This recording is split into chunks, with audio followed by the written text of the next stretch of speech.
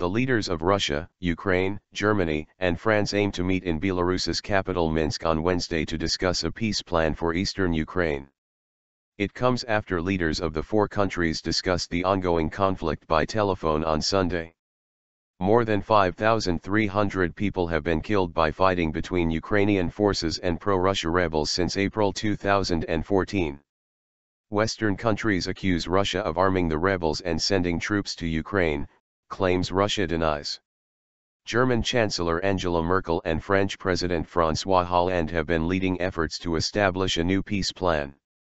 The detailed proposals of the peace plan have not been released, but the plan is thought to include a demilitarized zone of 50 to 70 kilometers, 31 to 44 miles, around the current front line. Ms. Merkel, Mr. Hollande, Ukrainian President Petro Poroshenko and Russian President Vladimir Putin held an extensive telephone conference on Sunday, German government spokesman Steffen Seibert said in a statement. Before the fighting, Vladimir was a mining town of around 8,000. Now it's a burnt-out shell, reports David Stern.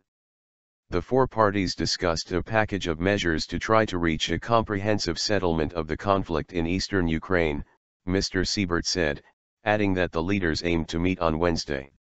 Russian Foreign Minister Sergei Lavrov said he expected the meeting in Minsk to produce important decisions.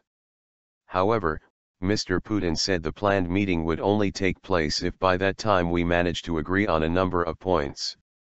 Signatories of a previous ceasefire deal, Ukraine, Russia, rebel representatives, and the Organization for Security and Cooperation in Europe, OSCE, would also meet in Minsk on Wednesday, Mr. Seibert said. That deal, which was signed in Minsk last September, failed to end the fighting and the rebels have since seized more ground. Mr. Poroshenko said that he hoped the new Minsk talks would lead to a swift and unconditional ceasefire by both sides. The latest push for a peace deal is thought to be spurred by news that the US is considering sending defensive weapons to Ukraine. The move is opposed by many European leaders. Speaking on Sunday, U.S. State Department spokeswoman Jen Psaki said the U.S. remained concerned about fierce fighting reported in the cities of Debaltseve and Mariupol in Ukraine's east.